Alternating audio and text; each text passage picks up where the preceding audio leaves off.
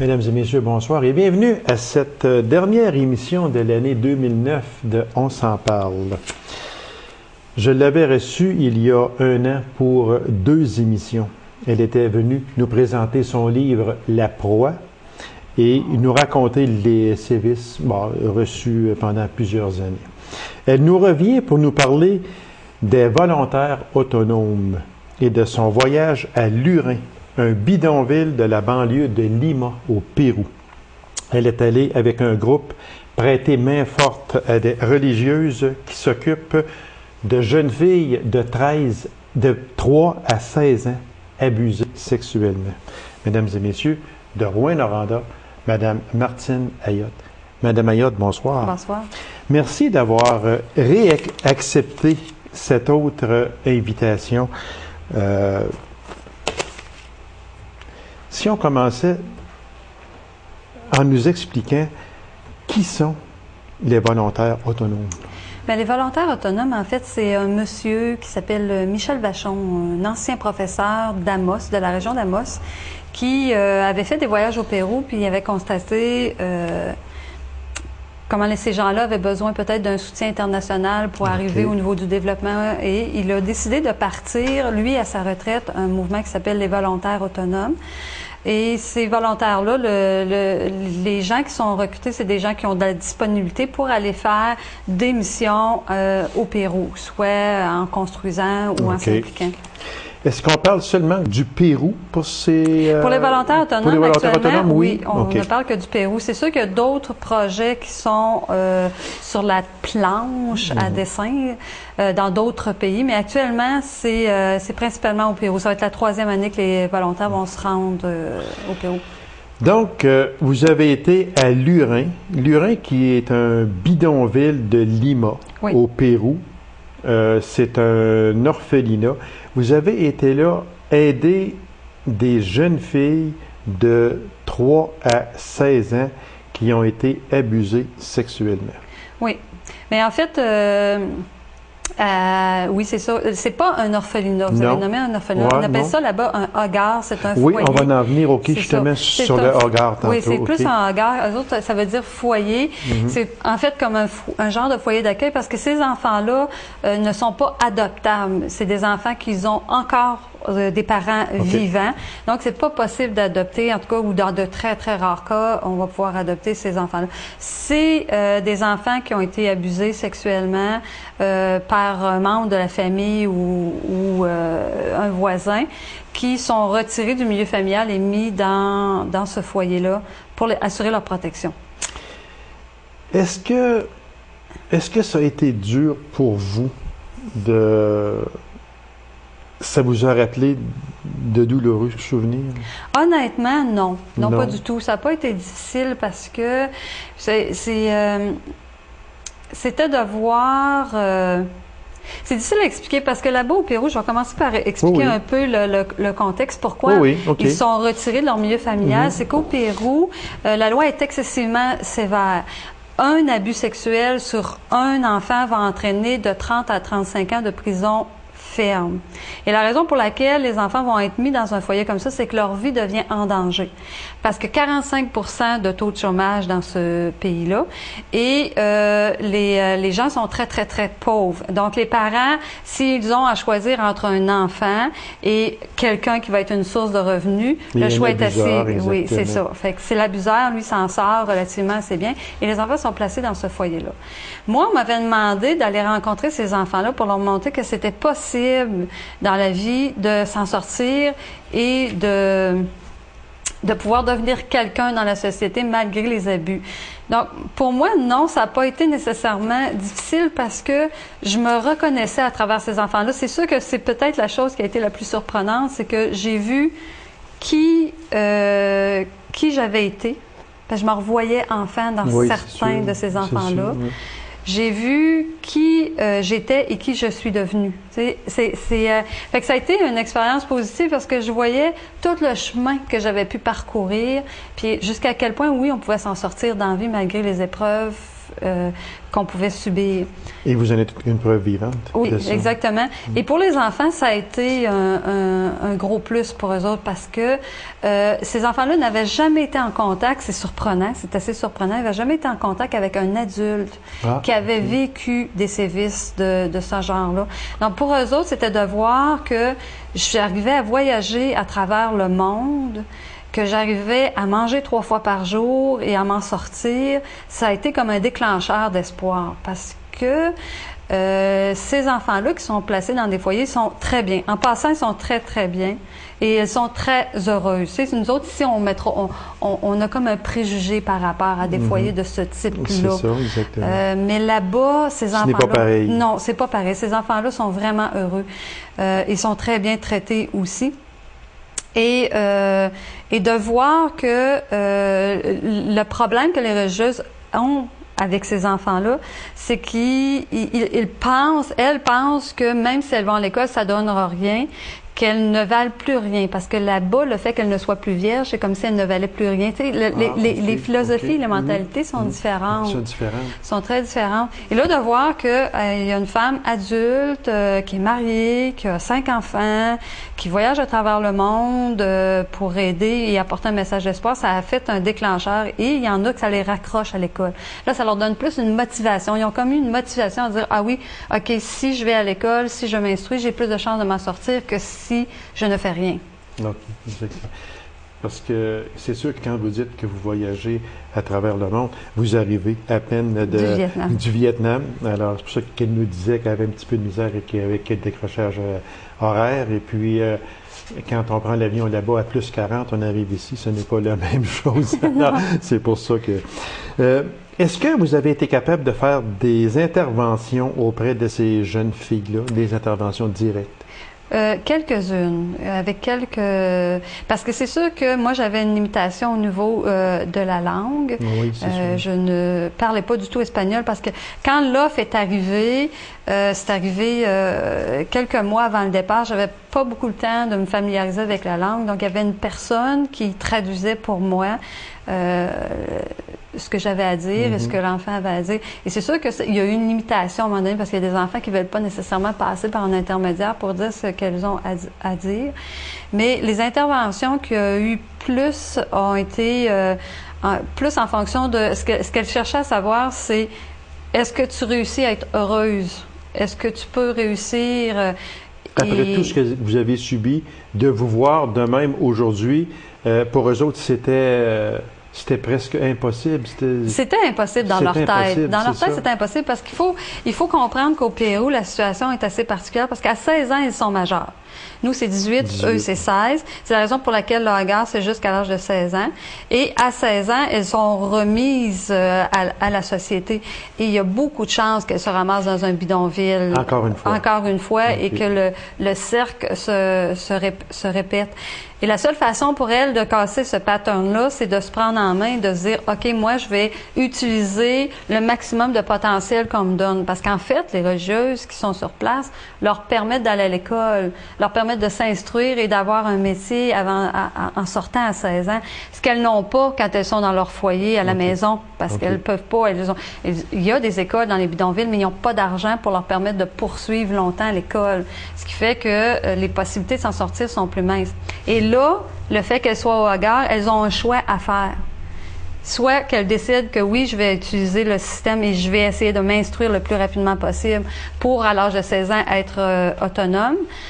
Ou non, je ne ferais rien parce qu'on avait les deux. Il y avait des enfants, il y avait une jeune fille, entre autres, qui n'allait pas du tout à l'école, puis elle voyait pas l'importance parce qu'elle se disait de toute façon, je vais me ramasser dans un bidonville. Fait. Et elle avait abdiqué. Est-ce qu'on peut dire ça? Oui, elle avait beaucoup abdiqué. Et c'est là, je pense, que j'ai eu une influence sur ces enfants-là.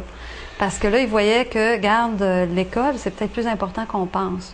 Est-ce que pour eux autres, vous avez été un modèle positif pour ces enfants-là et une preuve qu'on peut s'en sortir? Oui, tout à fait. Tout à fait. Ça, c'est peut-être l'impact le plus grand que j'ai eu parce que comme la limitation de la langue était là, les enfants m'ont beaucoup observé. ce que je constatais, c'est leurs yeux. Elles regardaient beaucoup comment je vivais, comment je Les yeux sont le regard de l'âme. Oui, c'est le miroir de l'âme. Ils parlent énormément avec leurs yeux. Et c'était fou de voir jusqu'à quel point je pouvais les comprendre, puis elles pouvaient me comprendre. Parfois, juste une réaction, elles comprenaient exactement pourquoi moi je réagissais comme ça. Et moi, je comprenais pourquoi elles réagissaient comme ça. Parce qu'on avait passé par le même moule. Okay. Qu'on soit au Pérou, qu'on soit au Canada, les séquelles ou les conséquences sont les mêmes. Et là, pour eux autres, de voir que je réussissais, moi, à avancer pareil dans la vie, c'était comme... le message d'espoir se faisait presque automatique. C'est sûr que les religieuses souhaitent que je retourne au Hogar et que là, je sois bilingue. Justement, est-ce que... Une question de même. Est-ce que si vous auriez bien parlé, maîtrisé la langue espagnole, ça aurait été plus facile pour le contact humain entre ces jeunes filles-là et vous? Honnêtement, là, ça, c'est vraiment une question particulière parce que j'aurais le réflexe de dire oui et non. Mon premier réflexe, ça aurait été de te dire non. Parce que la communication non verbale se faisait vraiment bien entre moi et les enfants. Parce qu'elles savaient par où j'avais passé, que moi, je savais par où elles avaient passé. Tu n'as plus besoin de mots rendus là. Non, c'est vrai. Un regard suffit. Un regard suffit, un geste suffit, une action, ou juste la façon dont moi j'étais. Pour eux autres, c'était oui, c'est possible. Elle s'en est sortie. Puis je viens du Canada, tu sais, j'arrive du Canada. Pour eux autres, le Canada, c'est le summum de la liberté. Okay. Donc, je viens du Canada, j'arrive chez eux et je suis équilibrée. J'ai une vie fonctionnelle quand même relativement grande. Donc, je pense qu'il n'y a pas besoin de mots ou de langue. Mais en même temps, c'est oui parce qu'on ne pouvait pas aller très profondément à l'intérieur. Tu sais, l'enfant ne pouvait pas... Il y en a quelques-unes qui essayaient de le faire ils posaient des questions. Ils posaient surtout des questions via l'interprète. Okay. Une question très précise avec une réponse qui était très courte. Mais ils ne s'épanchaient pas sur leur vécu. Mais en même temps, pour moi, je pense que c'était mieux comme ça. Parce que là, je pense que ça aurait peut-être été difficile. Ça aurait été difficile à ce moment-là. Ça aurait été difficile pour moi. C'est ça, oui. Madame Ayotte, si on revient à ces filles-là, ce sont des jeunes filles qui sont abusées sexuellement. Mais est-ce qu'on peut dire que la plupart du temps, là, elles sont abandonnées par leur famille? Les vautours sont autour. C'est certain. Puis, comme vous avez si bien dit tantôt, c'est que la famille va plutôt, rejeter l'enfant parce que l'abuseur, c'est lui qui va devenir comme le soutien financier de cette famille-là. C'est très, moi je dirais, j'aurais le réflexe de dire que c'est très québécois de penser comme ça ou très canadien de penser de cette façon-là. Parce que quand on arrive au Pérou, la réalité est tellement différente que les enfants vivent pas ce rejet-là. Même parce que quand elles sont dans un bidonville, dans leur foyer familial, en plus d'être victimes d'abus sexuels, puis souvent de violences physiques, parce qu'on a vu des enfants qui avaient eu des violences physiques de très haut niveau, là, des mains brûlées au 3e degré dans les poils. Okay. Donc, ces enfants-là, en plus de subir des abus sexuels, subissent souvent des abus physiques.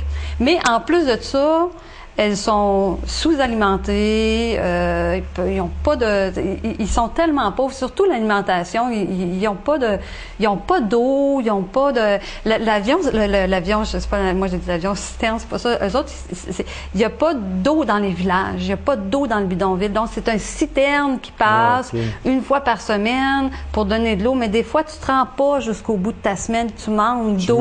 Tu la veux, l'eau qui est supposée aller un étage plus haut, puis tu pas capable d'arrêter la citerne. Donc, ils ont tellement souffert de malnutrition, de soif, de pas être bien habillés, de pas d'instruction, que pour eux autres, être dans le Hogar, là, c'est comme être au paradis. C'est comme être au paradis. C'est comme être au paradis. Elles mangent 3 fois par jour. Elles ont de l'eau. Elles ont de l'eau. Elles peuvent subvenir à leurs besoins. Elles sont, elles sont habillées, elles sont logées, elles sont nourries, elles sont instruites. Toutes des choses qu'elles n'ont pas quand elles sont dans leur famille. Donc, pour eux autres, c'est pas la même dynamique. Pour nous, c'est sûr que nous autres, quand on est arrivés, ça faisait comme... Il y avait comme une bataille intérieure en disant ils sont dans un foyer, ils sont abandonnés. Mais elles ne le vivent pas nécessairement comme ça. Elles vivent comme je mange 3 fois par jour, je dors dans un lit. Elles n'ont même pas de lit. Ils vont donc souvent dormir à terre, sur le plancher de terre parce qu'ils n'ont pas de salage. Là. Les maisons là-bas, c'est du carton puis du plastique. Là, puis la toile de plastique te sépare de ton voisin. Fait que tu peux être abusé par quelqu'un de ta famille comme par le voisin. Et c'est maximum 10 pieds par 10 pieds. Puis même, je pense que je suis généreuse quand je dis 10 pieds par 10 pieds, l'espace physique. Donc, on est tous un sur l'autre. On est tous un sur l'autre. Puis c'est minimum 5 à 10 personnes dans cet espace-là. Fait que... Est-ce que ces filles-là, en général, elles sont belles? Elles sont vraiment très belles. Elles sont belles. Vraiment très, très belles en général. Oui, ils sont vraiment... C'est un peu ce qui pousse les abuseurs? Non, pas nécessairement. Non, je pense pas, non, parce que moi, je pense que dans le pays, mais il n'y a pas d'étude qui a été faite là-dessus. Là, on y va plus avec notre instinct. Il y a quand même 45% de taux de chômage. Exactement. Et ils sont très pauvres, ils n'ont pas accès facilement. Est-ce que ce sont les deux facteurs primordiaux, le haut taux de chômage puis l'extrême pauvreté de ces familles-là qui portent à des abus sexuels? J'aurais tendance à dire que oui, mais c'est pas professionnel. Fait qu'il y a peut-être des gens qui font des études scientifiques qui vont dire non, être à côté de la traque.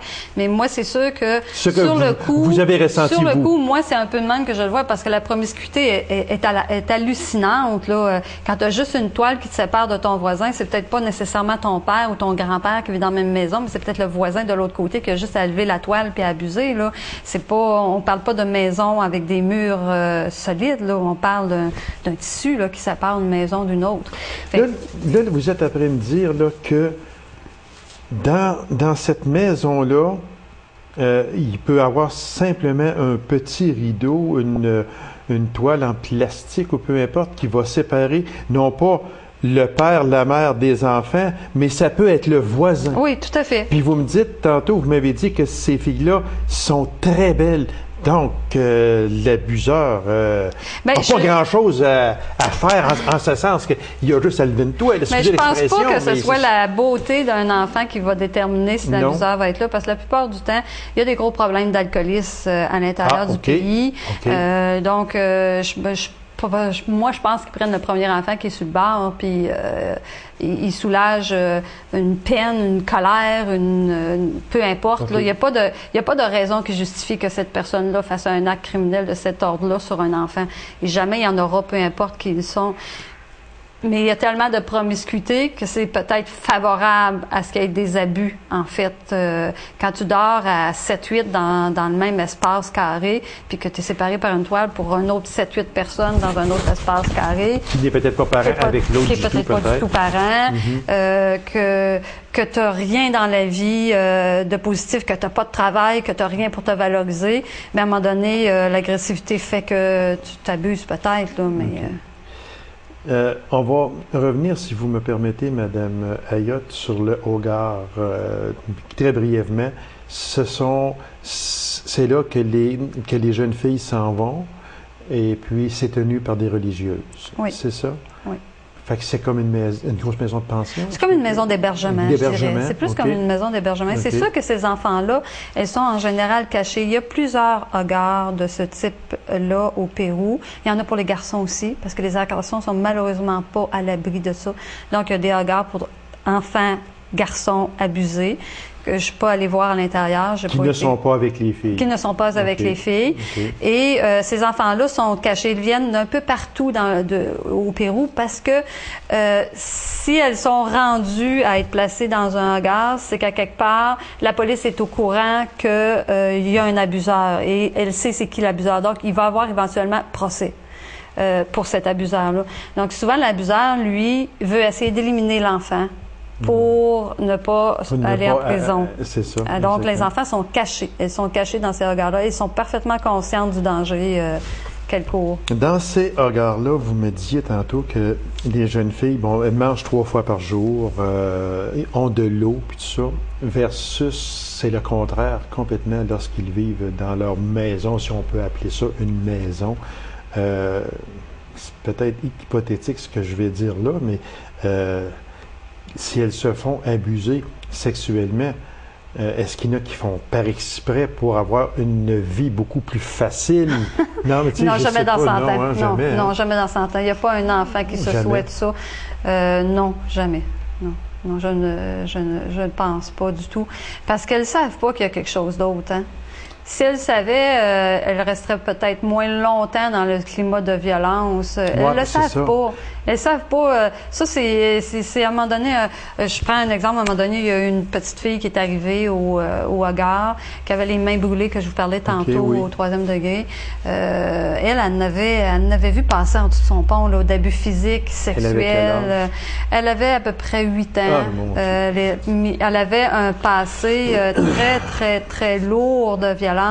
Et c'est un voisin, quand les parents ont brûlé les mains de l'enfant, elle lui hurlait tellement que le voisin a appelé la police et la police est allée chercher l'enfant, elle l'a apporté au Hogar pendant que nous, on était présentes à ce moment-là.